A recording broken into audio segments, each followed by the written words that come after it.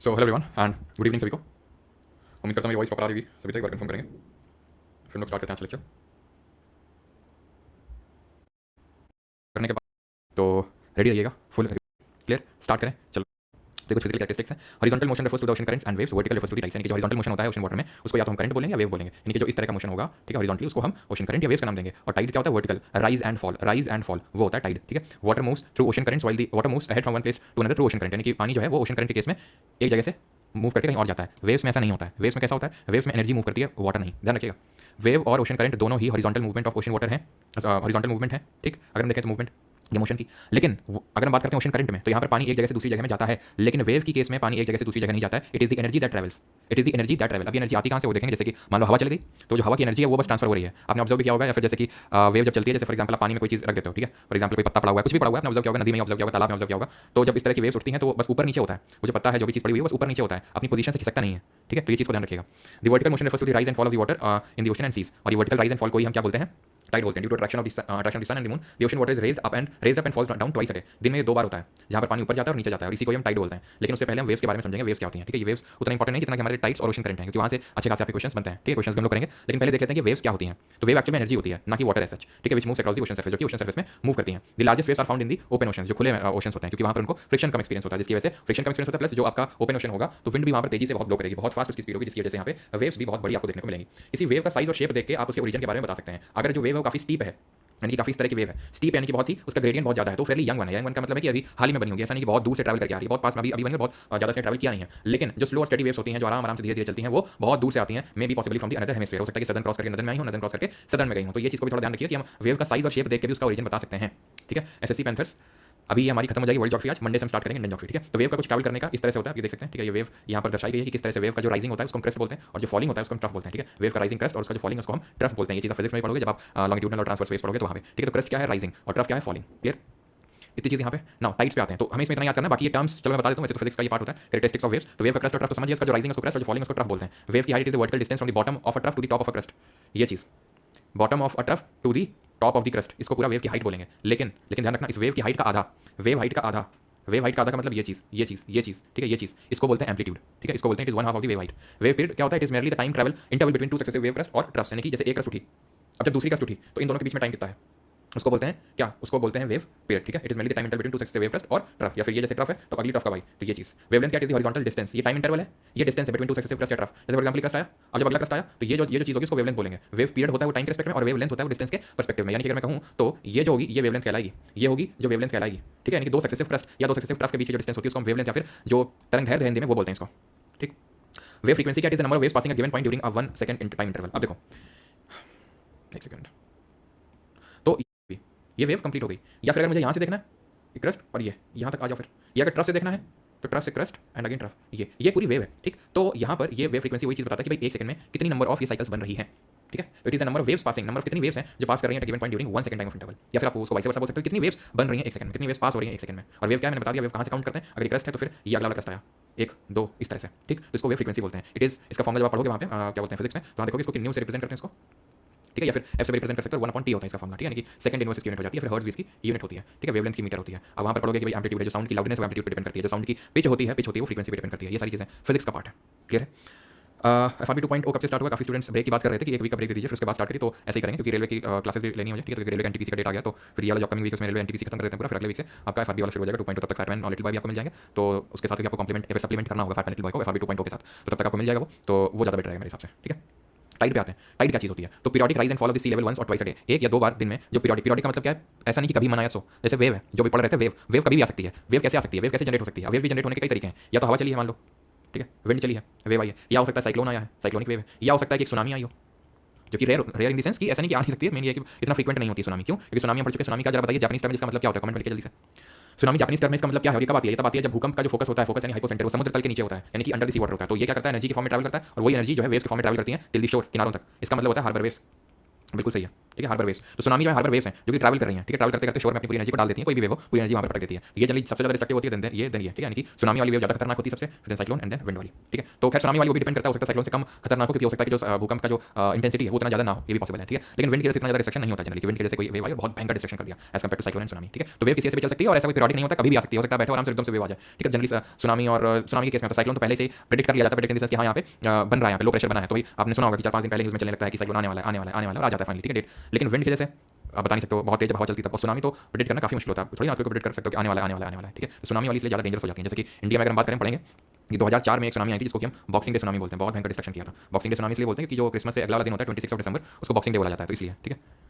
चलो तो अभी आते हैं टाइड्स पे। तो टाइड क्या है, ये फॉर्म क्यों होती है, तो attraction of sun and moon. तो सन और जो मून है ये क्या करते हैं, अट्रैक्ट करते हैं, किसको किसको अट्रैक्ट करते हैं। तो यार देखो आपको पता है कि हर एक चीज़ जो है, हर एक चीज़ हमारे पूरे सोलर सिस्टम में हर चीज़ की कोई ना कोई ग्रेविटी होती है, ग्रेविटेशन पुल लगाता है, ठीक है। उसका फोर्स ऑफ अट्रैक्शन होता है, जो बड़ी चीज़ होती है, जैसे फॉर एग्जांपल सन, ठीक है। सन हमें पता है पूरे सोलर सिस्टम के सेंटर पे, तो सन का जो सन का जो ग्रेविटेशन पुल है वो सबसे ज़्यादा है। इसी वजह से क्या होता है, इसी वजह से क्या होता है कि जितने भी हमारे प्लैनेट हैं, जितनी भी सेलेस्टियल बॉडीज हैं, सब वो सन के अराउंड रिवॉल्व करती हैं। क्यों पूरे हमारे सारे प्लैनेट सन के अराउंड रिवॉल्व करते हैं, क्यों, क्योंकि ये साइज में बड़ा है, इसका ग्रेविटेशन पुल ज़्यादा है। इसी तरह जो हमारा मून है, ठीक है, ये मून क्या है, हमारी सैटेलाइट है, ये अर्थ के चारों ओर घूमती है, क्यों, क्योंकि अर्थ का भी ग्रेविटेशन पुल है, ठीक है। तो अर्थ भी लगाती है इसके घूमता है, मून भी लगाता है अपनी तरफ ग्रेविटेशन पुल। तो इस ग्रेविटेशन पुल की वजह से होता क्या है कि जो ओशन वाटर है, जो ओशन वाटर है इसकी तरफ मूव करने लगता है, ठीक है। अब जैसे बिल्कुल ऑब्वियस बात है कि कोई भी चीज़ जब ग्रेविटी होती है तो अपनी तरफ पुल करती है किसी चीज़ को, सिंपल सी बात है। अगर जैसे मैं पेन भी मैं अगर छोड़ दूँ तो नीचे की तरफ जाएगा, सिंपल, क्यों, ग्रेविटी ने, अर्थ की ग्रेविटी ने उसको पुल किया अपनी तरफ, ठीक है। तो ये जो पानी है, समुद्र का पानी जिसका मास काफी ज़्यादा होता है, तो वो पुल होगा इसकी तरफ, किसकी तरफ, मून की तरफ, ठीक है। और अर्थ भी तो अपनी तरफ पुल करेगी इसको, बिल्कुल। तो वही है यहाँ पे कि जो टाइड आती है वो अट्रैक्शन ऑफ सन और मून की वजह से आती है। बस ध्यान में ये रखना होता है कि जो मून का ग्रेविटेशन पुल है वो उसका एक्सटेंट बहुत ज़्यादा होता है, लगभग दोगुने से भी ज़्यादा होता है, यानी कि डबल से भी ज़्यादा होता है। हंसी क्यों है आप लोगों को, क्या हो गया। मून का जो ग्रेविटेशन पुल होता है उसका एक्सटेंट बहुत ज़्यादा होता है, यानी कि डबल से भी ज़्यादा होता है। और सन किसके कंपैरिजन में, सन के कंपैरिजन में, ठीक है। तो ये चीज़ ध्यान रखना, ग्रेविटेशन पुल दोनों लगाते हैं लेकिन मून का ग्रेविटेशन पुल ज़्यादा होता है, ठीक है। और अंदर जो दूसरा फैक्टर होता है दैट इज सेंट्रीफ्यूगल फोर्स, ठीक है। जो दूसरा आपका फैक्टर होता है that is centrifugal force, which is the force that acts to counter the balance the gravity, यानी कि ये फोर्स ग्रेविटी को बैलेंस करने के लिए लगता है, ग्रेविटेशन पुल को। जैसे कि ये पुल कर रहा है इधर की ओर, तो पूरा पानी इधर ये जो है इधर की ओर मूव करना चाहेगा, इसको बैलेंस करने के लिए ये इधर की ओर पूरा सा मूव किया जा रहा है, तो ये एक इधर स्यूडो फोर्स लगेगा इसको बैलेंस करने के लिए। इस ग्रेविटेशन पुल को बैलेंस करने के लिए दूसरी साइड, ऑपोजिट साइड एक सेंट्रीफ्यूगल फोर्स लगेगा, ठीक है। यहाँ पर क्या लगेगा, सेंट्रीफ्यूगल फोर्स लगेगा, ध्यान रखिएगा। अब यहाँ पर जो ग्रेविटेशन पुल लग रहा है मून की तरफ और सन की तरफ, इसकी वजह से यहाँ पर हाई टाइड बन रही है, ये इधर की तरफ, क्योंकि ये इधर की तरफ जा रहा है तो उसको बैलेंस करने के लिए इधर की तरफ सेंट्रीफ्यूगल फोर्स लगेगा। तो यहाँ पे भी यानी कि जस्ट ऑपोजिट साइड में भी एक हाई टाइड बनेगी, ठीक है। क्लियर क्लियर यहाँ तक। तो यहाँ पर आपका हाई टाइड होगा और यहाँ पर भी हाई टाइड होगा। अब पानी जो था वो तो ठीक उतना ही है, तो उतना ही पानी ज़्यादा, क्या पानी वैसे बंद तो नहीं गया, यानी कि यहाँ का पानी इधर होगा, यहाँ का पानी इधर, यहाँ, ठीक है। इस तरह से पानी मूव किया होगा तो यहाँ पर इन जगहों पर पानी कम हो जाएगा, यानी कि यहाँ पर लो टाइड बनेगी, यानी कि निम्न ज्वार बनेगा, और यहाँ पर उच्च ज्वार बनेगा, यानी कि हाई टाइड बनेगी। समझ में आई बात इतनी, high tide and low tide. High tide क्यों बनी, gravitation pull of sun and moon and centrifugal force कैसे। लो टाइड का कोई स्पेसिफिक रीजन नहीं है, ये पानी इधर मूव कर गया तो वैसे बात है यहाँ पर लो टाइड बनेगी। इतनी चीज़ क्लियर यहाँ तक, ठीक है। सेंट्रीफ्यूगल फोर्स वाली सारी चीज़ें क्लियर हो गई आपको, ठीक। अब यहाँ पे मैं आपको पहले समझा देता हूँ फिर उसके बाद आते हैं, क्लियर। यहाँ पर आप देख सकते हैं कि जैसे मून है तो मून किस तरह से अपनी ओर इसको पुश कर रहा है, सन भी पुश कर रहा है, टाइडल बल्ज है। यहाँ पर टाइडल बल्ज क्यों है, सेंट्रीफ्यूगल फोर्स से। तो इस तरह से कुछ बनता है, यहाँ पर हाई टाइड, यहाँ पर हाई टाइड, यहाँ लो टाइड, यहाँ लो टाइड। समझ में आपको बात। अभी होता क्या है ना कि यहाँ पर दो तरह की पोजीशंस डेवलप होती हैं, ठीक है। पोजीशंस के बारे में आप और भी जानेंगे, ठीक है, अपनी लाइफ में बहुत इंपॉर्टेंट होती हैं लेकिन यहाँ पर सन, मून और अर्थ की पोजीशंस के बारे में बात कर रहे हैं, और ये दो तरह की पोजीशंस में आ सकते हैं, फिर बोले तीन तरह की पोजीशंस में आ सकते हैं। ये पोजीशंस क्या होती हैं, तो यहाँ पर अर्थ है, यहाँ पर मून है और यहाँ सन है। ध्यान से समझिएगा मैं क्या आपको बताना चाह रहा हूँ, ठीक है। एक चीज़ समझिएगा, यहाँ पर अर्थ है, यहाँ पर मून है और यहाँ सन है, ध्यान से, ठीक। इसको हटा दो, अब यहाँ मून आ गया, यहाँ अर्थ आ गया, यहाँ सन आ गया। तो इसको आप एक ही पोजीशन मान लो या फिर दो मान लो, ठीक है। मतलब पोजीशंस का मेरा मतलब है जब आप फोर्सेज में जाओगे तो डिफरेंट पोजीशंस में आपको राइफल वगैरह सब चलाने को बताया जाएगा, ठीक है। ट्रेनिंग आपको दी जाएगी, तो वो डिफरेंट पोजीशंस में आपको ट्रेनिंग मिलेगी, तो वो चीज़ की मैं बात कर रहा हूँ, ठीक है। तो उसको रिलेट करिए कि भाई उसी तरह से पोजीशंस हमें सन, अर्थ और मून की पढ़नी है, ठीक है। अपने दिमाग को फोकस रखिए। तो यहाँ पर क्या है कि या तो आप इसको एक ही पोजीशन मान लो कि भाई ये क्या है, स्ट्रेट लाइन में, हम इसको एक ही पोजीशन मानते हैं, स्ट्रेट लाइन पे, ठीक है। यानी मून, अर्थ और सन। पहला सिनेरियो ये है कि मून जो अर्थ है वो मून और सन के बीच में, और दूसरा सिनेरियो ये है कि मून अर्थ और सन के बीच में, ठीक है। तो ये तीनों स्ट्रेट लाइन में है, ध्यान समझिएगा। अब होगा इस केस में क्या कि हम ये अज्यूम कर लेते हैं कि इसको हटा दो, इसको हटा दो, इसको हटा दो, इसको हटा दो, यहाँ पर अर्थ है, यहाँ मून है और यहाँ सन है, ठीक। तो मून कितना पास में, तो इसका जो ग्रेविटेशन पुल लगेगा वो काफी भयंकर लगेगा। सन बोलेगा हम भी तुम्हारी हेल्प करते हैं, मदद करते हैं, ठीक है। तो ये क्या करेगा, सन क्या करेगा, मदद करेगा इसकी, ठीक है। कई बार ऐसा होता है कि जैसे आप किसी पोजीशन पे हो, ठीक है, और कुछ करना चाह रहे हो तो कुछ चीजें होती हैं जो एड कर देती हैं, उसमें सहायता प्रदान कर देती हैं हमें। तो बस वही सन वही काम कर रहा है, सहायता प्रदान कर रहा है, ठीक है। तो मून क्या कर रहा है, यहाँ से खींच रहा है इसको, सन भी इसको खींचेगा, तो यानी कि हाई टाइड और हाई हो जाएगी, क्यों, क्योंकि दोनों एक ही तरफ खींच रहे हैं, क्लियर। अब जितना ज्यादा यहाँ पर पानी जाएगा, जितना ज्यादा ग्रेविटेशन पुल लगेगा उतना ही ज्यादा सेंट्रीफ्यूगल फोर्स लगेगा यहाँ पे, यानी जितनी ये हाई टाइड होगी उतना ही यहाँ पे भी हाई टाइड बनेगा, यानी कि हाई टाइड वैसे नॉर्मली इतनी होनी थी लेकिन एक्स्ट्रा किसकी वजह से हो गई, सन की वजह से, ठीक। समझ में आपको। तो इस केस में ऐसे केस को बोलते हैं जब तीनों, ठीक है। पहले तो ये समझ लो, छोड़ दो उसको, क्या बोलते हैं क्या नहीं बोलते, इतना समझ में आया। यस दिया, क्या कैटलिस्ट, पता नहीं क्या डार्क और ये सब वाइट करते रहते हो। हटा देते हैं इसको, मून को यहाँ पुल करेगा, यानी कि अब हाई टाइड जो है हाई नहीं हो पाएंगी उतनी, और लो टाइड भी लो नहीं हो पाएंगी, क्यों, क्योंकि इस मून इधर को लगा रहा है, सन इधर को लगा रहा है। यानी कि इस पोजीशन में क्या हो रहा है कि जो चीज़ मून करना चाह रहा है उसको काउंटर कर रहा है सन। ऐसा नहीं है, ऐसा नहीं है, क्यों, क्योंकि ध्यान से सुनना। अब जैसे मून है, मून अपनी तरफ पुल कर रहा है बहुत भयंकर तरह से, तो यहाँ पर क्या बना, हाई टाइड। हाँ, यहाँ पर हाई टाइड बनेगा, क्यों, क्योंकि ये ग्रेविटेशन पुल को बैलेंस करने के सेंट्रीफ्यूगल फोर्स लगेगा। सन क्या बोलेगा, सन भी इधर की तरफ लगाएगा ग्रेविटेशनल पुल, तो यहाँ जो सेंट्रीफ्यूगल की वजह से, ध्यान सुनना, यहाँ जो सेंट्रीफ्यूगल की वजह से हाई टाइड बनी थी, इट विल बी एडेड, उसको और सहायता मिल जाएगी और हाई टाइड बन जाएगी। ये जो एक्स्ट्रा मिला अपने को, ये एक्स्ट्रा ग्रेविटेशनल पुल ऑफ सन की वजह से मिला। यहाँ पे जो आपकी हाई टाइड बनी, यहाँ पे जो हाई टाइड बनी, इसको एक्स्ट्रा पुश मिलेगा सन से, लेकिन सन तो उस तरफ है, बिल्कुल सन उस तरफ है, लेकिन सन ने जो यहाँ ग्रेविटेशन पुल लगाया उसका काउंटर सेंट्रीफ्यूगल तो लगा हुआ यहाँ पे। तो डजंट मैटर कि भाई हाई टाइड किसकी वजह से हाई हो रही है, ग्रेविटेशनल की वजह से या सेंट्रीफ्यूगल की वजह से हाई तो हो रही है ना। आप ऐसे समझ लो, ये वाला जो पार्ट है ये क्या है, ग्रेविटेशनल पुल ऑफ मून, और ये क्या है, सेंट्रीफ्यूगल फोर्स ऑफ सन। ये क्या है, सेंट्रीफ्यूगल फोर्स ऑफ मून, और ये क्या है, ग्रेविटेशनल पुल ऑफ सन। यानी कि चाहे सन, ये चाहे मून इधर हो चाहे इधर हो, यानी कि चाहे न्यू मून वाली पोजीशन हो। ये मत पूछा न्यू मून और फुल मून क्या होता है, पहले सब देख चुके हैं। न्यू मून मतलब अमावस, फुल मून मतलब पूर्णिमा, ठीक है। तो चाहे मून इधर हो, न्यू मून हो चाहे फुल मून हो, हाई टाइड बहुत हाई, लो टाइड बहुत लो बनेगी, क्योंकि एक दूसरे की सहायता कर रहे हैं। और ऐसी टाइड को, ऐसे ज्वार को हम बोलते हैं क्या, ऐसे ज्वार को हम बोलते हैं स्प्रिंग टाइड। ऐसे ज्वार को हम, ऐसे टाइड को बोलते हैं स्प्रिंग टाइड। याद रहेगी इतनी चीज। और ऐसी पोजीशन को क्या बोलते हैं, ऐसी पोजीशन को बोलते हैं सिजगी। सिजगी दो तरह का होता है, एक ये वाला सिजगी, यानी कि जब न्यू मून वाला सिजगी हो, न्यू मून, और दूसरा फुल मून, ठीक। फुल मून वाले में अगर बात करें, चलो पहले न्यू मून की बात करते हैं। न्यू मून वाले की अगर बात करें तो ये वाला करो, ये वाला सिनेरियो है ना, अर्थ के एक साइड में है मून भी और सन भी, अर्थ के एक साइड में है दोनों, तो इसको बोलते हैं सिजगी कंजंक्शन। और जब दोनों ऑपोजिट साइड में है, यानी कि मून यहाँ नहीं है, मून यहाँ नहीं है, मून यहाँ है, इसको बोलते हैं दोनों ऑपोजिट साइड में सिजगी ऑपोजिशन। तो सिजगी है तीनों स्ट्रेट लाइन में है, अगर अर्थ के एक ही साइड में दोनों पड़े हुए हैं कंजंक्शन, ऑपोजिट साइड में ऑपोजिशन। याद हो गया इतना। अब हम एक दूसरी पोजीशन यहाँ पर लेते हैं, और ये पोजीशन थोड़ी सी खतरनाक पोजीशन है, संभाल के। इस पोजीशन में क्या होता है, अर्थ यहाँ पे है, सन यहाँ पे है, और मून या तो यहाँ या तो यहाँ, ये दूसरी पोजीशन है हमारी। यानी कि यहाँ पर तीनों 90 डिग्री का एंगल बना रहे हैं, तीनों 90 डिग्री का एंगल बना रहे हैं यहाँ पे। समझ में आई बात। ऐसे केस में क्या होता है, ऐसे केस में यही होता है कि मून इधर को पुल कर रहा है, ध्यान से सुनना, मून इधर को पुल कर रहा है। समझ आई बात। ये समझ पा रहे हो ना कि ये एक अलग सिनेरियो, इसको हटा दो, उसको भूल जाओ, उसको क्या है वो, ये मून है, ये सन है और ये अर्थ है, तुम मून उधर की तरफ, तो यहाँ क्या बनेगा हाई टाइड, यहाँ क्या बनेगा हाई टाइड, यहाँ क्या बनेगी लो टाइड, यहाँ क्या बनेगी लो टाइड। अब सन क्या बोल रहा है, एक सेकंड, सन क्या बोल रहा है, सन इधर की तरफ पुल कर रहा है कि नहीं कर रहा है ग्रेविटेशन पुल। तो यहाँ तो लो टाइड बनी थी, पानी कम होना था, लेकिन इधर से पानी को खींच रहा है, यानी कि यहाँ जो पानी एक्स्ट्रा हो रहा है थोड़ा इसको यहाँ भी जाना पड़ेगा, क्योंकि सन बुला रहा है उसको उस तरफ पे, इसलिए बिकॉज यहाँ पर जो हाई हल्का सा लो टाइड ना बन के हाई बनने की कोशिश होगी, वाटर लेवल थोड़ा राइज करने की कोशिश करेगा, वो उसका काउंटर सेंट्रीफ्यूगल यहाँ लगेगा। तो क्या होगा, क्या यहाँ हाई टाइड बन जाएगी, नहीं, अभी भी लो टाइड बनेगी, लेकिन लो टाइड उतनी लो नहीं होगी जितनी स्प्रिंग के केस में हुई थी, और हाई टाइड यहाँ उतनी हाई नहीं होगी जितनी स्प्रिंग के केस में हुई थी। समझ में आई बात, भेजे में घुसी क्या, ये बात भेजे में आपकी घुसी। ये हाई टाइड यहाँ पानी जा रहा था, यहाँ हाई टाइड क्यों बनेगी, यहाँ क्यों नहीं बनेगी, क्योंकि अभी बताया था ग्रेविटेशनल पुल जो मून का होता है वो डबल, मोर देन डबल होता है कंपेयर टू सन। तो मून का जो है ना, मून का फोर्स वो सरपास कर जाएगा सन से, सरपास तो कर जाएगा, लेकिन फिर भी सन का कुछ ना कुछ तो रोल होगा। अरे तुमने हमको झगड़ा टीम देखा तो हम क्या करें बताओ, नाचे जाके झगड़ा टीम में जाने का हो गया वर्षों, जिंदगी में शायद जिंदगी में एक दो बार शायद बस उस रोड से कभी गए हो और भी गाड़ी के अंदर, और तुमने देख लिया और देख भी लिया, तुम क्या करें वहाँ तुम उतनी देर स्पेंड किया जा रहा हो, यहीं से तुमको घसीटते हो झगड़े ले चलेंगे, अब बस अड्डे में बिठा के तुमको रवाना कर देंगे सीधे कश्मीर की ओर, पढ़ते रहना फिर कलमा वहाँ पे। ऑल क्लियर, ठीक। सन की पोजीशन चेंज करो बेटा, सन पोजीशन चेंज नहीं होती, कुछ चीज़ों की पोजीशन होती है वो हमेशा फिक्स रहती है, क्या समझे, ठीक है। तो ये चीज़ आपको समझ में। और जो शेप जो होता है, शेप किसका, जो बेस और ईस्टरीज होती हैं उनका जो शेप होता है वो भी क्या करता है, अलॉन्ग कोस्ट लाइन वो भी मैग्नीफाई करता है इंटेंसिटी ऑफ टाइड को, ठीक है। जो फनल शेप बे होती है, फनल शेप मतलब इस तरह की, तो वैसी बात है। अब एक ऐसी है तो यहाँ पानी उतना राइज थोड़ी ना करेगा, यहाँ पर उसका मुंह इतना नैरो हो गया कि पानी बहुत राइज करेगा, ठीक है, पानी बहुत ज़्यादा राइज करेगा। और ऐसे केस में जहाँ नैरो नहीं हो तो वहाँ पानी बहुत ज़्यादा राइज नहीं करेगा, ठीक। Clear. When the tide is channel between island और into bays and estuaries they are called as tidal current. तो ध्यान रखना, टाइडल करंट क्या होता है, जब ये बेस और ईस्टरीज में चैनल हो जाते हैं तो उनको हम टाइडल करंट बोल देते हैं, ठीक है। बाकी तो आई थिंक आपको क्लियर हो गया। टाइप ऑफ टाइड्स पे आ जाते हैं अभी, ठीक है। अच्छा, हाईएस्ट टाइड आपको कहाँ पे देखने को मिलेगी, बिना फोन के नहीं। अरे सर क्या बोल दिया भाई, जब बिना फोन के नहीं देखने थे, गुस्सा का है, हो गया नहीं, गुस्सा नहीं कर रहे थे, स्पैम कर रहे थे वैसा। चलो, तो highest tides in the world occur in the, मेरा मतलब कभी भी इस तरह का वो नहीं होता है सोचना, लेकिन तुम लोग पता नहीं क्या ऐसा सोच लेते हो, मुझे समझ नहीं आता है। The highest tide in the world occur in the bay of Fundy in Nova Scotia. तो नोवा स्कॉटिया कनाडा में अगर आप जाओगे तो वहाँ पर क्या ना कि थोड़ा सा फनल शेप का है, तो हाई टाइड बहुत हाई होती है, ठीक है। टाइप ऑफ टाइड्स पे आते हैं, टाइड्स में भी group into various types based on the frequency of occurrence in one day और 24 आवर्स और बेस्ड ऑन द हाइट, इनको डिफरेंट टाइप्स में क्लासिफाई कर सकते हैं। Semi diurnal, diurnal. अब डायरनल का मतलब क्या होता है, डायरनल का मतलब मैंने पढ़ा था दिन में जब एक ही हाई टाइड और एक ही लो टाइड आए तो उसको डायरनल। सेमी डायरनल का मतलब है कि आधे दिन में एक बार हाई टाइड एक बार लो टाइड, यानी कि पूरे दिन में दो हाई टाइड और दो लो टाइड, ठीक। मिक्स्ड होती tides having variation in height are known as mixed tide. तो जिनमें वेरिएशन हाइट में होता है उनको मिक्स्ड टाइड बोलते हैं, ठीक है। बाकी तो स्प्रिंग और मैंने आपको बता दिया सब कुछ, नीप टाइड क्या होती है, स्प्रिंग टाइड क्या होती है, उसको मैंने बता दिया। अब ये महीने में दो बार होती है, ठीक है, एक फुल मून पीरियड में और एक न्यू मून पीरियड में। मैंने बताया था जब तीनों स्ट्रेट लाइन में आ जाते हैं, यानी कि जैसे मून यहाँ पे एक बार, तो ये क्या है, इसको हम क्या बोलते हैं, इसको हम बोलते हैं जब मून यहाँ पे होता है इसको बोलते हैं न्यू मून, ठीक है, न्यू मून बोलते हैं। अब जब ये मून यहाँ पे आ जाता है इस पोजीशन पे, की ऑपोजिशन पे, इसको फुल मून बोलते हैं, ठीक है। नीप टाइड का मिलता है जब क्वाड्रेचर में तीनों होते हैं, तीनों क्वाड्रेचर मतलब 90 डिग्री में, ठीक है। नॉर्मली देयर इज 7 डेज का गैप होता है inter between the spring tide and the neap tide में, ये 7 दिन का गैप होता है, ऑलराइट। अब आते हैं पेरिजी, एपोजी, इन सब में क्या होता है, पेरिलियन, एपिलियन। अब पेरिजी क्या होता है, पेरिजी होता है जब मून सबसे क्लोजेस्ट होता है अर्थ के, यानी कि पास में सबसे, पीछे पेरिजी पीछे पास। तो अब वैसी बात है, तुम खुद सोचो कि अगर मून पास होगा तो मून का ग्रेविटेशन पुल इतना भयंकर होता है तो वो और भयंकर हो जाएगा, यानी कि इस केस में क्या होगा, इस केस में अनयूजुअल हाई टाइड और अनयूजुअल लो टाइड। भाई हाई जितना अगर हाई होगा तो लो उतना ही लो होगा, क्योंकि पानी एक्स्ट्रा तो क्रिएट हो नहीं रहा है जहां से हाई बन रहा है। अगर हाई ज्यादा हाई हो रहा है तो मतलब ज्यादा पानी आ रहा है, ठीक है। अगर मान लो इतना हाई है, अभी और हाई हो गया यानी पानी यहीं से आएगा ना, तो और लो बनेगा, फिर तो और लो टाइड बनेगा फिर तो, समझ पा रहे हो। और इसका ऑपोजिट एपोजी में हो जाएगा, इसका ऑपोजिट एपोजी में हो जाएगा। Same goes for the perihelion that is on the 3rd January and aphelion that is on the 4th of July. Perihelion के केस में अगर सन पास में होगा तो ग्रेविटेशन पुल ज्यादा लगेगा, ठीक है। Unusual high unusual low tide देखने को मिलेगा, एपिलियन में इसका उल्टा, ठीक है। अच्छा, फ्लो और एब क्या होता है, तो कुछ नहीं, जब हाई टाइड से लो टाइड वाला फेज होगा, अभी हाई टाइड है अब लो टाइड में जा रही है, समझ पा रहे हो। अभी हाई टाइड है, पानी गिर रहा है, पानी गिर रहा है, पानी गिर रहा है, दैट इज कॉल्ड एज एब। लो से जब हाई में जाएंगे तो पानी उठ रहा है, पानी उठेगा, उसको बोलेंगे फ्लो या फ्लड। जब पानी गिर रहा है कब गिरेगा, जब हाई टाइड से लो टाइड में शिफ्टिंग होगी तो एब बोलेंगे, और पानी उठेगा कब, जो लो से जब हाई में जाएंगे उसको फ्लो या फ्लड बोलते हैं, ठीक।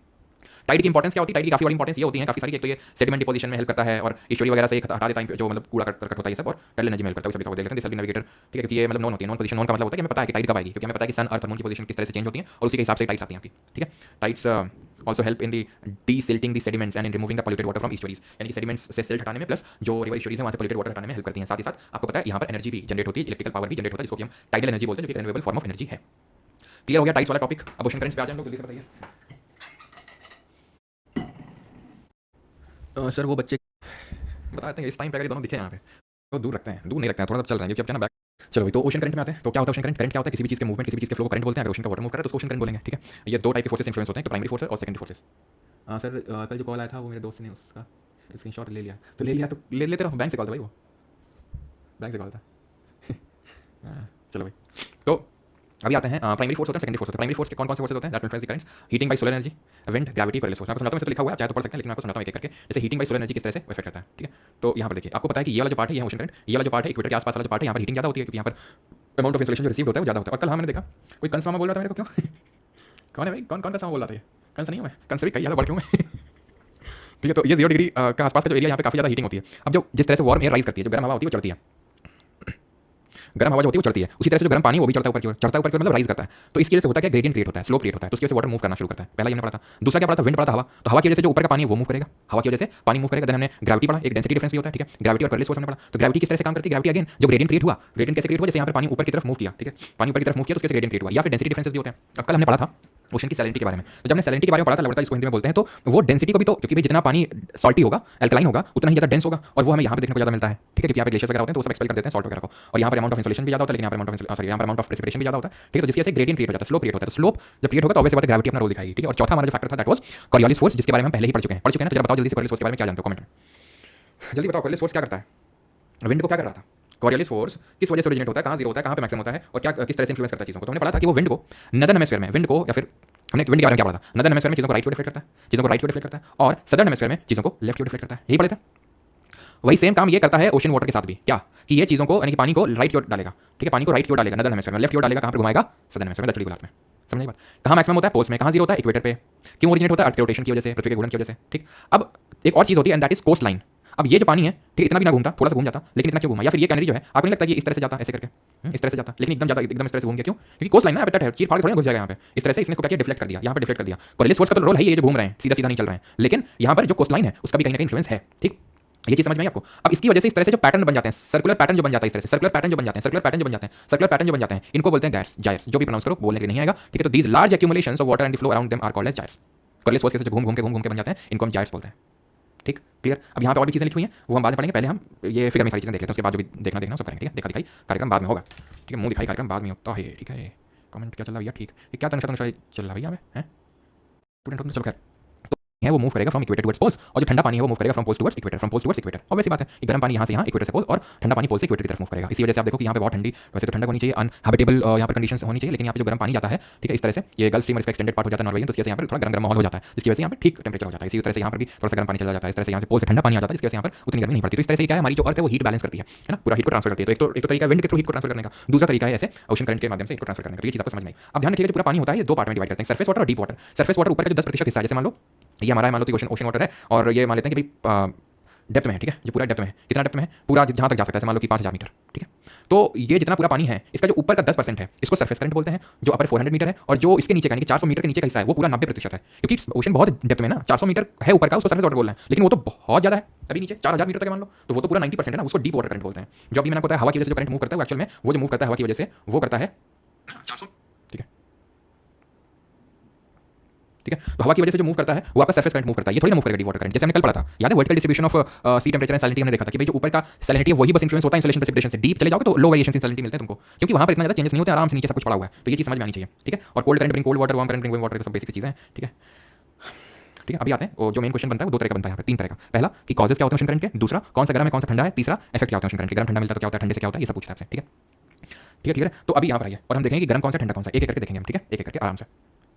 देखो यहाँ पर क्या नॉर्थ इक्वेटोरियल करंट आपको दिख रहा होगा, ठीक है, नॉर्थ इक्वेटोरियल और साउथ इक्वेटोरियल। इसको काउंटर करने के लिए एक इक्वेटोरियल काउंटर करंट चलता है एकदम ऑपोजिट डायरेक्शन में, ठीक है। अब जैसे यहाँ पर आया आपका नॉर्थ इक्वेटोरियल ऊपर की तरफ बढ़ा, नॉर्थ इक्वेटोरियल ऊपर की तरफ बढ़ा, यही बन गया गल्फ स्ट्रीम जाके, यही बन गया गल्फ स्ट्रीम जाके। यहाँ पे जो साउथ इक्वेटोरियल आ रहा था नीचे जाके ये बन गया ब्राजील, ठीक है। तो जब भी इक्वेटर से पोल की तरफ कोई करंट जाएगा तो ऑब्वियसली बात है गर्म ही करंट होगा। तो गल्फ स्ट्रीम क्या गर्म है, अभी हम ट्रिक बता देंगे, लेकिन पहले समझ लो आराम से, क्योंकि वो इसमें भी ऐसा नहीं गर्म ठंडा ही सिर्फ पूछे छोड़ देगा, वो पूछेगा किस ओशन में, इंडियन ओशन में, अटलांटिक में, पैसिफिक में कहाँ है, ठीक है। जैसे ये हमारा एस शेप का अटलांटिक जो सबसे बिजिएस्ट ओशन भी माना जाता है, तो यहाँ पर जब आप आओगे, हम अटलांटिक ओशन की बात करें तो गल्फ स्ट्रीम यहाँ से नीचे गया, जो कि नॉर्थ इक्वेटोरियल का एक एक्सटेंशन है, ठीक। ऊपर से आ रहा होगा ठंडा ठंडा लैब्राडोर, ऊपर से आ रहा होगा ठंडा ठंडा लैब्राडोर, ठीक। यहाँ से ये यही जो गल्फ स्ट्रीम है, इसकी एक ब्रांच ऊपर चली जाएगी, नॉर्वेन करंट गर्म है, और एक इस तरह से नीचे की ओर आ जाएगी, ठीक है। जो नीचे की ओर आएगी ये ठंडी होगी, ठीक है। पोल्स से इक्वेटर की तरफ जो भी आएगा वो ठंडा होगा, इसको बोलेंगे कैनरी। ये ठंडा ध्यान रखना, जो ब्लू से है वो ठंडे हैं, जो रेड से है वो गर्म है, तो ये कैनरी है। कैनरी कहाँ पर है? आपका अफ्रीकन कोस्ट में है, अगर देखें तो नॉर्थ वेस्टर्न अफ्रीकन कोस्ट में है कैनरी, ठीक है। अब आते हैं पैसिफिक में, पैसिफिक में आ जाते हैं, या फिर अभी यहाँ पर इंडियन में आ जाते हैं पहले। अब यहाँ पर ध्यान समझिएगा, यहाँ से नीचे की ओर आ रहा है, ठीक है, नीचे से ऊपर की ओर आ रहा है बेंगुला, ये आपका बेंगुला कहाँ पर? ये अटलांटिक में ही है अभी, ये आ गया इंडियन ओशन में। तो ऊपर की ओर से आ रहा है यहाँ पर अगुलास, अगुलास आ रहा है, ठीक है, ऊपर से नीचे की ओर। देन अगर हम थोड़ा सा और यहाँ पर ईस्टर्न साइड मूव करेंगे तो यहाँ पर ऑस्ट्रेलिया में आ जाते हैं, और ऑस्ट्रेलिया में आपको देखने को मिलेगा यहाँ पर वेस्ट ऑस्ट्रेलियन करंट और ईस्ट ऑस्ट्रेलियन जो करंट है वो गर्म है। सब याद हो जाएगा, चिंता मत करो, बस अभी देखो आराम से, ठीक है, ज़्यादा लोड मत लो, सब याद हो जाएगा, क्लास में याद हो जाएगा सब। देन यहाँ पर नॉर्थ इक्वेटोरियल का ये एक्सटेंशन है,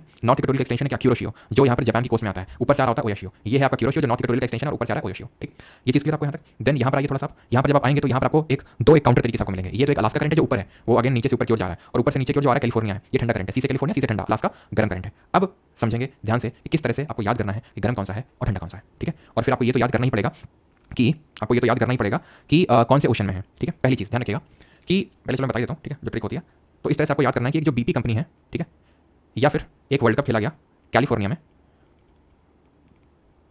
वर्ल्ड कप खेला गया कैलिफोर्निया में, ठीक है, बीपी कंपनी के द्वारा, ठीक है। या फिर इस तरह से याद करो कि मतलब एक किसी ने वर्ल्ड कप खेला कैलिफोर्निया में और हार जाने पे बीपी बढ़ गया उसका, ठीक है, हारने पे उसका बीपी बढ़ गया। तो बी से ध्यान रखना बेंगुला करंट है, बेंगुला करंट है। पी से पेरू करंट है। अब पेरू करंट कहाँ है? तो पेरू करंट ये आपका पेरू करंट ये जो साउथ पैसिफिक एक्सटेंशन है, इसको ध्यान रखना हमबोल्ट के नाम से भी जानते हैं, हमबोल्ट के नाम से भी जानते हैं, ठीक है। तो पेरू या फिर हमबोल्ट है। ये आपका waste Australian current, waste Australian current. Canary जो कहाँ पे था? अफ्रीका कोस्ट में था, आप ये देखो, ये north western part of Africa में था। कैलिफोर्निया से आपका कैलिफोर्निया ही हो जाएगा, ठीक। तो ये चीज़ आपको क्लियर हुई कि कौन कौन से आपके ठंडे करंट है, बस आपको याद करना है। बाकी तो जो बच गया वो सब आपके गर्म करंट हो जाएंगे, जैसे गल्फ स्ट्रीम, अलास्का, ठीक है, ओयाशियो, ये सब आपके। बाकी ओयाशियो क्यूरोशियो ध्यान रखना, ठीक है, ओयाशियो जिसमें आपका कोल्ड है और क्यूरोशियो आपका वार्म है, ठीक है, क्लियर।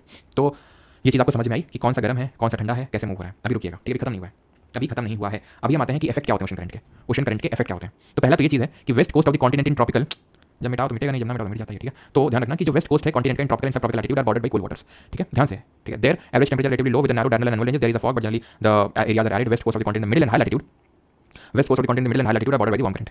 ध्यान से समझिएगा इस चीज़ को, ये बोल रहा है कि ट्रॉपिकल और सब ट्रॉपिकल में अगर तुम वेस्टर्न साइड में आओगे तो तुम्हें ठंडा करंट मिलेगा। देखते हैं है कि नहीं, ट्रॉपिकल और सब ट्रॉपिकल का मतलब क्या है, ये तो लिखा है, देख लो कि जो आपके ट्रॉपिकल और सब ट्रॉपिकल है वहाँ पे ठंडे करंट मिलेंगे, यानी कि आपके इक्वेटर के आसपास, यानी कि ये ट्रॉपिकल वाला एरिया, देख लो, ठंडा करंट, वेस्ट कोस्ट ठंडा करंट, वेस्ट कोस्ट ठंडा करंट, वेस्ट कोस्ट ठंडा करंट, वेस्ट कोस्ट ठंडा करंट, ठीक, ध्यान से याद हो गया। लेकिन वो बोल रहा है कि तुम हाई लैटिट्यूड पे आओगे, west coast of the continent middle and high latitude, तो वहाँ वेस्ट में गर्म है, हाई लैटिट्यूड में आ गया वेस्ट में गर्म है, हाई लैटिट्यूड में आ गया वेस्ट में गर्म है। तो ये चीज़ समझ में आई आपको क्या, कि ट्रॉपिक्स में वेस्ट में कोल्ड है, ठीक है, ट्रॉपिक्स में वेस्ट में कोल्ड है और ईस्ट में गर्म है, ईस्ट में गर्म है, ईस्ट में गर्म है, ईस्ट में गर्म है, ईस्ट में गर्म है। लेकिन अगर बहुत हाई में चले जाओगे तो वेस्ट में तुम्हें ठंडा मिलेगा और वेस्ट में तुम्हें गर्म मिलेगा, ठीक है। वैसे बहुत हाई में तो बस यही दो हैं और चला नहीं है। इसी वजह से जो ट्रॉपिक्स और सब ट्रॉपिक्स में आपको डेजर्ट देखने को मिलते हैं वो वेस्ट कोस्ट में मिलते हैं। याद आया कुछ? जब हम डेजर्ट पढ़ रहे थे तो मैंने आपको ये चीज़ बताई थी, चीज़ हमने देखी थी कि ईस्टर्लीज यहाँ ब्लो होती हैं, तो ईस्टर्लीज जो ब्लो होती हैं तो वो यहाँ के लिए तो ऑनशोर होती हैं, यहाँ के लिए ऑफशोर होती हैं। ऑनशोर का मतलब बारिश लाती हैं, ऑफशोर मतलब बारिश नहीं लाती हैं। तो यहाँ के लिए तो ऑनशोर होती हैं, यहाँ के लिए तो ऑनशोर होंगी, यहाँ के लिए ऑफशोर होंगी। ये पहला कारण था। दूसरा कारण ये था कि यहाँ ठंडा करंट होता है, ठंडा करंट से हवा ठंडी हो जाती है और ठंडी हवा जो होती है वो बारिश नहीं करती है क्योंकि उसकी मॉइस्चर होल्डिंग कैपेसिटी कम होती है। तो इसी वजह से यहाँ मोजावे और सोनरन डेजर्ट है, इसी वजह से यहाँ पर वर्ल्ड का ड्राइएस्ट डेजर्ट है अटकामा डेजर्ट है, इसी वजह से यहाँ नामी और कालाहारी डेजर्ट है, इसी वजह से यहाँ सारा डेजर्ट है, इसी वजह से यहाँ ग्रेट ऑस्ट्रेलियन डेजर्ट है। तो ये एक इफेक्ट होता है किसका? ओशन करंट का। दूसरा क्या है? दूसरा इफेक्ट ये कि द मिक्सिंग ऑफ, ठीक है, दूसरा इफेक्ट ये है कि the mixing of warm and cold current help to replenish the oxygen and favour the growth of plankton, the primary food for fish production. कि जब वार्म और कोल्ड करंट मिलते हैं तो ये ऑक्सीजन लेवल को रिप्लेनिश कर देते हैं, फिर ऑक्सीजन लेवल को उसमें डाल देते हैं, जिसकी वजह से ऑक्सीजन होगा तो यहाँ पर ऑक्सीजन क्या होता है? प्लैंक्टन ऑक्सीजन को यूज करते हैं खाना बनाने में, ठीक है। तो प्राइमरी फूड होते हैं ये प्लैंक्टन, जैसे फॉर एग्जांपल डाई आइटम, ये हम एनवायरमेंट कॉलेज में पढ़ेंगे, ये डाई आइटम जैसे होते हैं प्लैंक्टन होते हैं तरह के। तो ये क्या फूड है फिशेस का। तो अगर प्लैंक्टन का ग्रोथ अच्छा होगा तो फिश का ग्रोथ अच्छा होगा, तो फिशिंग इंडस्ट्री डेवलप करेगी। यानी कि ये बोल रहा है कि जहाँ पर वार्म और कोल्ड ओशन करंट मिलेंगे वहाँ ऑक्सीजन रिप्लेनिश होगा, प्लैंक्टन ग्रोथ होगी और फिश ग्रोथ होगी, क्योंकि फिशेस जो प्लैंक्टन को खाती हैं। देख लेते हैं यहाँ मिल रहा है, ये न्यू फाउंडलैंड करके जगह है, ठीक है, जो बे ऑफ फुंडी नहीं दिखा रहे थे वो ये बे ऑफ फुंडी, ठीक है, कि कैसा ऐसा फनल शेप का है। तो ये बे ऑफ फुंडी आपकी, जहाँ पर बोला था हाइट बहुत हाई बहुत होता है, मतलब एक तो स्प्रिंग और नीप टाइड की वजह से तो इन्फ्लुएंस होता है पोजीशन ऑफ सन और मून, लेकिन शेप ऑफ कोस्टलाइन पे भी डिपेंड करता है। जैसे यहाँ पर आ जाओ, अब इंडिया में अगर मुझे टाइडल एनर्जी जनरेट करनी हो तो उसके लिए सबसे बेस्ट एरिया ये है। अब देखो कैसा फनल शेप है यहाँ पे, है फनल शेप, है फनल शेप, है फनल शेप। तो gulf of Kutch, gulf of Khambhat में तो ये चीज़, तो यहाँ पर न्यू फाउंडलैंड के पास मिलता है। तो यहाँ पर भर के क्या होगा? भर के यहाँ पर फिशिंग इंडस्ट्री डेवलप होगा और फॉगी कंडीशन होती है, ठीक है, फॉगी कंडीशंस भी होती हैं, ध्यान रखिएगा, ठीक है। यहाँ पर मिल रहा है ओयाशियो क्यूरोशियो कहाँ मिल रहा है? जापान है, ये जापान के ईस्ट कोस्ट में मिल रहा है। तो जहाँ पर भी गर्म ठंडा का मिलन होता है वहाँ पर फिशिंग इंडस्ट्री डेवलप करती है। क्वेश्चन करिए सर जल्दी से। क्लियर हो गया सभी क्वेश्चन करंट कि नहीं हुआ? यहाँ पर गोल्फ का वर्ल्ड कप हुआ था। गोल्फ क्या है ये? तो एफ से यहाँ पर आपको फाकलैंड देखने को मिलेगा। यहाँ पर वैसे तो बना नहीं है लेकिन ठीक है, लिख लो, ठीक है। एल से लैब्राडोर। ध्यान रखना बेटा, गल्फ स्ट्रीम गर्म है, गल्फ स्ट्रीम गर्म है, गल्फ स्ट्रीम गर्म करंट है, नॉर्वेजियन आपका गर्म करंट है। तो फिर ये जी से क्या है? जी से ग्रीनलैंड है, ध्यान रखना, गल्फ स्ट्रीम मत मार कर देना, गल्फ स्ट्रीम गर्म है, ग्रीनलैंड ऊपर आपको देखने को मिलेगा, ये रहा ग्रीनलैंड, ठीक है। तो ग्रीनलैंड ठंडा करंट है। तो BP world cup California golf, BP मतलब गोल्फ का वर्ल्ड कप हुआ कैलिफोर्निया और बीपी बढ़ गया, ऐसे ऐसे करके आप इसको याद रखेंगे, ठीक है। चलो करो जल्दी से, सारे करो फिर मैं एक साथ बताऊंगा चारों। संडे के दिन शाम को ओकेशनली द सेम डायरेक्शन, ठीक है। अरे as result of pulling the earth direction the opposite direction. तो स्प्रिंग टाइड क्या होती है? तो स्प्रिंग टाइड होता है भाई जब तीनों स्ट्रेट लाइन में हो, सिंपल, ठीक है। The distance between the earth and the moon is minimum when the, इस केस में अर्थ और मून का बात कर रहा है तो यहाँ पर होगा apogee. Earth reaches it's perihelion, तो अर्थ पेरिहिलियन कब रीच करता है? अर्थ रीच करता है पेरिहिलियन पास में 3 जनवरी को, 4 जुलाई को क्या होता है? एपिहिलियन, ठीक है। इसमें एक और करंट नोट करना, यहाँ पर एक छोटी सी लोकल लेवल पर करंट जनरेट होती है, ये जो नॉर्थ इक्वेटोरियल आ रहा है ना, तो उसकी वजह से यहाँ पर करंट जनरेट होती है, यहाँ पर कैरेबियन आइलैंड में। इसको बोलते हैं एंटीलीज करंट, याद रहेगा। एंटीलीज कहाँ है? कैरेबियन आइलैंड में, ध्यान रखिएगा, ठीक है। क्लियर यहाँ तक सभी को, ठीक है। ओके ओके, ठीक है। मिनिमम पूछा है तो यार पेरिजी होगा, ओके सॉरी, ठीक है। यानी कि पास में है, मिनिमम डिस्टेंस है, ठीक है। पेरिजी होगा, अपोजी मतलब दूर, ठीक है। पेरिहिलियन सबसे पास में सन है और एपिहिलियन दूर है, ठीक है। चलो भाई, तो अभी कर लेते हैं सवाल यूपीएससी के, करो ये पहला वाला। हाँ पेरिजी होगा, पेरिज राइजिंग, ठीक है। चलो अगला है, तो क्या आंसर होगा? Okay, tides are helpful in desilting the sediment, पढ़ा था डीसिल्टिंग में हेल्प करता है, प्लस पोल्यूटेड वाटर हटाने में हेल्प करता है, तो बोथ 1 and 2 होगा। चलो ये वाला क्वेश्चन करो, जो following are cold ocean current, इनमें से ठंडा कौन सा है? जेट स्ट्रीम पढ़ेंगे, नरेंद्र कहाली जी जेट स्ट्रीम पढ़ेंगे, ठीक है। बिल्कुल चिंता मत करिए, जब इंडिया का क्लाइमेट पढ़ेंगे, मानसून वगैरह और ऐसा पढ़ेंगे, कायदे से एकदम मजा आ जाएगा। सर अच्छा ठीक है, बहुत करेक्ट कौन सा? अच्छा ठीक है, ये इसका है ना, बहुत करेक्ट। अभी क्वेश्चन नंबर तो लिखा नहीं यहाँ पे, कोई नहीं, फिर भी चलो। तो ये चीज़ हो गया। एंड यहाँ पर अगर बात करेंगे तो अलास्का क्या है? वॉर में पूछ क्या है? कोल्ड करंट कौन सा है? कोल्ड करंट कौन सा है? गया 3 तो अपने आप ही होगा, 3 तो होकर रहेगा, क्योंकि पहली बात तो कॉमन है, वैसे मैंने पढ़ा था वेस्ट विंड ड्रिफ्ट कोल्ड है, नॉर्थ एटलांटिक ड्रिफ्ट अटलांटिक से नॉर्थ की तरफ आ रहा है, यानी कि पोल से कहाँ आ रहा है? सर तो बहुत मजा देते हैं, अच्छा ठीक है। पोल से कहाँ की ओर आ रहा है? क्या भाई अभी सुधर जाएगा तुम? हाँ उतनी देर से हम देख रहे हैं, बाकी लोग भी डिस्टर्ब होते हैं, ठीक है। तो कृपया करके डिसिप्लिन और डेकोरम मेंटेन करके रखें। गर्म होगा यहाँ पर, आप देखिए ये जो आप गर्ल्स टीम देख रहे हैं ना, यही तो था नॉर्थ सेकंड, यही तो था नॉर्थ अटलांटिक, समझिए इसको कोल्ड मत कर देना, ठीक है, क्योंकि गर्म ही होगा, क्योंकि आप देखिए इसी की एक्सटेंशन है, एक ऊपर गया नॉर्वेजियन, बाद में जाके कोल्ड बना कैनरी वाला, ठीक है। तो यहाँ पे जो आंसर होगा, यहाँ पे जो आंसर होगा that would be 3 only. Which of the following statement with reference to Benguela is not correct? Benguela के बारे में कौन सा सही नहीं है? तो बेंगुला कहाँ पे था? यहाँ पे, नीचे से ऊपर की ओर आ रहा था, नीचे से ऊपर की ओर मतलब यहाँ पे इक्वेटर से पोल नहीं, बल्कि पोल से इक्वेटर की तरफ आ रहा है, तो नहीं ठंडा होगा, कोल्ड करंट है। It influences the climate of the west coast of North Africa, गलत है, नॉर्थ अफ्रीका नहीं, क्योंकि अब देखिए साउथ अफ्रीका नहीं, तो नॉर्थ अफ्रीका में तो कैनरी आ रहा था, नॉर्थ अफ्रीका में, तो ये गलत हो जाएगा। Its direction from south to north सही है, it was in Atlantic ocean भी सही है, वेस्ट कोस्ट में। नॉट कोल्ड करंट कौन सा कोल्ड नहीं है इसमें? पेरू या हमबोल्ट है, बेंगुला है, ईस्ट और वेस्ट में कौन सा कोल्ड था? Sorry not cold current, warm पूछा है, तो ईस्ट ऑस्ट्रेलियन करंट वार्म है, ठीक है, क्योंकि हमें पता था यहाँ पर वेस्ट ऑस्ट्रेलियन करंट और यहाँ पर east. Which of the following results due to the edge effect between cold and warm ocean water? तो edge effect, development of dense phytoplankton से reagent atoms, decrease in fish population, decrease in mussel population, decrease in primary productivity। तो decrease नहीं होती, increase होती है primary productivity, यानी कि phytoplankton का ग्रोथ बहुत ज़्यादा होता है, जैसे डायटम्स वगैरह का, जिसकी वजह से क्या होता है, यहाँ पर फिशिंग इंडस्ट्री डेवलप करती है, जहाँ पर कोल्ड और वार्म ओशन करंट मिलते हैं। एज इफेक्ट क्या होता है? एज इफेक्ट वही होता है जहाँ पर एक तरह से 2 सिस्टम्स मिलते हैं, तो वहाँ पर जो बायोडाइवर्सिटी होती है बहुत ज़्यादा होती है, तो वो एनवायरमेंट इकोलॉजी का पार्ट है, जब 2 आगे सिस्टम्स मिलते हैं तो बीच वाला जो एरिया होता है वहाँ पर बायोडाइवर्सिटी बहुत ज़्यादा होती है, ठीक है। तो ऑप्शन नंबर ए आंसर होगा। अगला है, एंड दैट इज दिस कि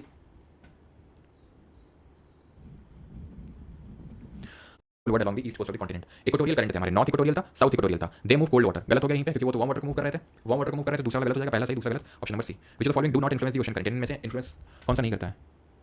नवोनिल डैम, क्या नाम है? नवोनिल डैम, दम जो भी नाम आपका, तो क्या है? मोटा आदमी आएगा, जल्दी आएगा, बस कुछ दिनों की बात हो रहा है, ठीक है। चलो तो यहाँ पर अगर हम आए तो हीटिंग बाई सोलर एनर्जी सही था, विंड भी था, कलर सोर्स था, ये नहीं था क्योंकि ये तो टाइड्स में था, ठीक है, टाइड्स में था। हाँ can you give some advice for fluent English communication friend? Special friend से जब बात करते हो तो कोशिश किया करो कि इंग्लिश में अंग्रेजी में बात कर सको, तो हाँ वो हेल्प करती हैं चीज़ें, ठीक है। चलो अगला है, और एक चीज़, जैसे आप लोगों को कुछ मेजर कभी डाउट होता है, ठीक है, और अगर आपको डायरेक्टली भेजना है तो मैं आपको नंबर देता हूँ, पहले तो इसका कर लेते हैं क्या is a cold current. Cold कौन सा? Brazilian, gulf stream, north equatorial और आपका कैलिफोर्निया। तो कोल्ड पूछा, कैलिफोर्निया हो जाएगा, बाकी सब गर्म है, ठीक है। ये वाला क्वेश्चन करेंगे, इसको पहले कर ही लेते हैं, देन देता हूँ। Not a cold ocean current, इनमें से ठंडा कौन सा नहीं है, ठीक है। तनुषा तो क्या कल नहीं मिलेंगे, कल आपको रिवाइज करना है, संडे को मिलेंगे, ठीक है। बेंगुलास, कैनरी, फाकलैंड और क्यूरोशियो, गर्म है फाकलैंड। नॉट कोल्ड नहीं, गर्म पूछा था, ऑप्शन नंबर डी, ठीक है। ये कोल्ड होता है, कोल्ड होता है, कोल्ड होता है, इसको करेंगे। और मैं नंबर देता हूँ, ये इसको लेकर सेशन रख लेंगे, ठीक है। और मतलब फालतू का मैसेज मत करना, ठीक है, फालतू के मैसेज मत करना, हाँ जब नीड हो तभी। तो अभी तो जब नंबर देना 579838092357 और 8380, ये नंबर मेरा नंबर नहीं है, ठीक है, मेरा नंबर नहीं है, तो मैं क्यों दे रहा हूँ आपको, ये मैं इसलिए दे रहा हूँ सो दैट कि अगर आपकी कुछ अपना भी दे रहा हूँ, लेकिन पहले इसको नोट करो। अगर कुछ ग्लिच होती है, ऐप में ग्लिच होता है, कोर्स से संबंधित कोई दिक्कत है, तो वो मैं नहीं करने वाला हूँ, जैसे हमारा कोर्स शिफ्ट कर दो, वो कर दो, ये कर दो, वो मैं नहीं करने वाला हूँ, ठीक है। तो वो जो ये नंबर इस पर व्हाट्सएप करिए, जो है अगर आपको कुछ इंपॉर्टेंट लगे, वर्थ शेयरिंग अगर ऐसा कुछ, तो 8840286735 8840286735, इस पर फिर आप मुझे मैसेज कर सकते हैं। ये नंबर नहीं है, इस पर आप टेक्निकल ग्लिच ऐप में कुछ क्वेरी वगैरह तो आप उसको लोगे, ये वाले नंबर पर मैसेज करेंगे, ठीक है, क्लियर। चलो तो अभी आ जाते हैं, तो क्यूरोशियो पूछा लोकेशन, तो ये तो पैसिफिक में था, ठीक है। अगुलहास कहाँ था? इंडियन ओशन में था, याद आ रहा है आपको सब कुछ? अभी दिखा देंगे, चलो नहीं हो तो फिर से। अगुलहास ईस्ट विंड एंटीज, एंटीज याद है, कैरिबियन वाला है, अटलांटिक 3, ठीक है। एंटार्क्टिक बच गया एक, तो 2 4 1 3 हो जाएगा, 2 4 1 3 2 4 1 3 ऑप्शन बी। या तो आ रहा है ना आपको पोजीशन, ये बना के दिखाएं आपको, जैसे कि अफ्रीका था, तो अफ्रीका था ये, तो यहाँ अगुलहास था, इंडियन ओशन था ये, फिर यहाँ off the coast of Japan, मतलब यहाँ पे तो पैसिफिक आ जाएगा ना, तो यहाँ पर आपका ऊपर से आ रहा था ओयाशियो, नीचे से जा रहा था क्यूरोशियो, ठीक है। एंटीज तो मैंने देख लिया था, नॉट करेक्ट, कौन सही नहीं है, कौन सा सही? लैब्राडोर कोल्ड है, बिल्कुल सही है। California is a warm current, गलत है, क्योंकि कैलिफोर्निया अगर आपको याद हो, कैलिफोर्निया इस तरह से था, कोल्ड था, अलास्का इस तरह से था, वो वार्म था, ठीक है। देन टाइड्स के बारे में, tidal bulges on wide continental shelf have greater height, जो कॉन्टिनेंटल शेल्फ वाइड होती है वहाँ पर ग्रेटर हाइट होती है, when tides are join between the island they are called as tidal currents. से तो आपको भी मैसेज करें तो आपका नंबर नहीं था, नहीं जो मैंने अभी नंबर दिया था मेरा नंबर नहीं, तो कोई नंबर होता है जो कि टेक्निकल क्वेरी होती हैं, उसको लेकर आप वहाँ पर कर सकते हैं मैसेज, ठीक है। ठीक, ये तो पढ़ा तो सीधा एनसीईआरटी से लाइन उठी हुई है, ठीक है, कि इनको टाइटल करेंट्स बोलते हैं, ये तो आपको दिखाई देते हैं। फिर अगर आपको यकीन, कहाँ आगे भी हम लोग, ये तो देखो पूरी खत्म हो गई हमारी, यार क्यों नहीं रहा भाई, सबसे पहले से स्टार्ट कर, खैर कोई नहीं, तुमने देखी थी लाइन, सीधा एनसीईआरटी से लाइन उठी हुई है, ठीक है। देन याद करिए नीप टाइड के बारे में कौन सा करेक्ट है, इट अकर्स एवरी 14 से 15 days which coincides with the first and third quarter of the moon. 14 से 15 दिन में नीप टाइड बिल्कुल सही, हमने पढ़ा था नीप टाइड और स्प्रिंग टाइड के बीच में ऐसा वीक का गैप होता है, एक वीक का गैप होता है स्प्रिंग और नीप में। This tide has a small tidal range because the ये भी आपका नंबर, ये भी आपका नंबर नहीं होगा, तो मानने को आप मान सकते हो कुछ भी, ठीक है। बाकी अच्छा हाँ, हमारे टीम मेंबर हैं, ठीक है, और उनका सीडीएस ओटीए में वो रिकमेंड हो चुके हैं पहले ही अपने प्रयास में, ठीक है, तो नहीं होगा तो मैं एक इंटरव्यू लेके आऊँगा, है ना। टीम मेंबर ही है और सिलेक्शन हो गया उनका सीडीएस ओटीए में। This tide has a small tidal range because the gravitational force of the moon and the sun are in quadrature, बिल्कुल सही क्वाड्रेचर पोजीशन होता है, 90 डिग्री का होता है, इसको क्वाड्रेचर बोलते हैं, तीनों जब स्ट्रेट लाइन के होते हैं उसको सिजगी बोलते हैं, ठीक है। चलिए आखिरी के 3 क्वेश्चन करेंगे, which are the following positions of sun earth and moon, और जो हम लोग करेंगे ना, जो संडे को हमारी क्लास हुई जहाँ पर पूरी हम फिजिकल ज्योग्राफी को खत्म कर रहे होंगे, तो पूरा यूपीएससी के पीवाईक्यूज के थ्रू ही खत्म करेंगे उसको, ठीक है। हाँ जी, चलो तो सिजगी कंजंक्शन और सिजगी ऑपोजिशन कॉल कर सकते हैं, कॉल तो बिल्कुल नहीं कर सकते हैं, ठीक है, मैसेज ड्रॉप कर दीजिएगा, रिप्लाई एक्सपेक्ट मत करिए, रिप्लाई तुरंत आ जाएगा जब टाइम मिलता है, तो मैं देखता हूँ, क्योंकि एसएससी वाले स्टूडेंट भी करते हैं, वो काफ़ी ज़्यादा मात्रा में होते हैं, तो फिर ठीक है, अगर आपको काफ़ी इंपॉर्टेंट कोई चीज़ लगती है तो आप रिपीटेड कर सकते हैं, आपको लगता है नहीं बहुत इंपॉर्टेंट चीज़ है, तो ठीक है। तो sun earth moon are suitable for spring tide, तो स्प्रिंग टाइड सिजगी कंजंक्शन में भी होता है, ऑपोजिशन में भी होता है, ठीक है, 1 और 2 दोनों में होगा, क्वाड्रेचर में नीप टाइड होता है। चलिए the periodic rise and fall of sea water, ocean water तो बड़ा आसान है, ठीक है। और रियल करिए स्प्रिंग टाइड, और भी है क्या, नहीं है, लास्ट क्वेश्चन है, which the following statement is correct about spring tide के बारे में कौन सा स्टेटमेंट सही है। High tide is higher than the average high, spring में क्या होता है, हाई टाइड बहुत हाई होती है एंड लो टाइड बहुत लो होती है, लो टाइड इज हायर नहीं होगी, हाई टाइड हाई होगी, लो टाइड लो होगी, high tide is low, high tide high होगी, लो टाइड लो होगी, ठीक है, ऑप्शन नंबर सी। चलिए तो यहाँ पर हमारा खत्म होता है सारा कुछ, और यूनिट 6 हम डील नहीं करेंगे लाइफ ऑन अर्थ को, ठीक है, बाकी यहीं तक हमें करना था, तो फाइनली हमारी वर्ल्ड ज्योग्राफी खत्म होती है, वर्ल्ड मैपिंग वाला भी हम अलग से करेंगे, वो नहीं हुआ, और संडे को तैयार रहिएगा, शाम के टाइम पे ही हम लोग पूरा कर रहे होंगे पीवाईक्यूज के थ्रू ही, पूरा सब कुछ चैप्टर वाइज रिवीजन करेंगे, तो please do not miss that class, ठीक है। मैपिंग करने वाले हैं अक्षित मिश्रा, अक्षित तो मैपिंग नहीं करने वाले हम, पहले हम सोच रहे हैं कि ये करवा दें, रिवीजन कर लें पूरी फिजिकल ज्योग्राफी बुक का, मैपिंग उसके बाद कर लेंगे। हाँ कोरल से तो जब कोरल आइलैंड पढ़ाएंगे कहीं जुड़ा तो वहाँ पे बता देंगे, लिखा देंगे, या एनवायरमेंट वाले सेक्शन में। बाय माफ़ी जी, कोई बात नहीं अभी, ठीक है, माफ़ी नहीं, बस मतलब वही है कि थोड़ा सा हंसी मजाक के लिए मजा मतलब मना नहीं करता हूँ, लेकिन ज़्यादा नहीं है, हम क्लास के बीच में लास्ट 4:30 के टाइम पे 4:30, ठीक है अभिषेक, एक सेकंड लो। स्क्रीनशॉट क्या लेना है, या तो वहीं से डाउनलोड कर लेना ना, गूगल से ही मैंने कौन सा खुद बनाया थोड़ी ना, मैंने गूगल से ही डाउनलोड किया।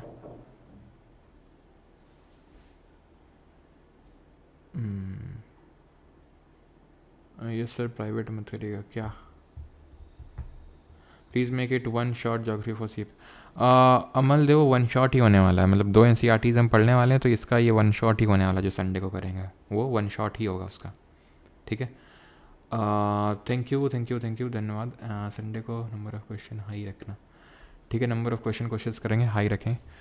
तो संडे को डर लग रहा है, एक तो सुबह भी मतलब डर इस सेंस में, उस सेंस में नहीं, वैसे तो मज़ा आता है, लेकिन सुबह मतलब सुबह भी लंबी क्लास है, या तो ऐसा न करेंगे, सुबह को लंबी क्लास नहीं रखेंगे, सुबह को कल एक आज थर्सडे है ना, ठीक, ऐसा शेड्यूल करते हैं कि लंबी क्लास ना हो सुबह संडे को, क्योंकि फिर नेक में प्रॉब्लम हो जाएगी, फिर शाम को दिक्कत हो जाएगी, इसलिए चलो भाई, थैंक यू धन्यवाद।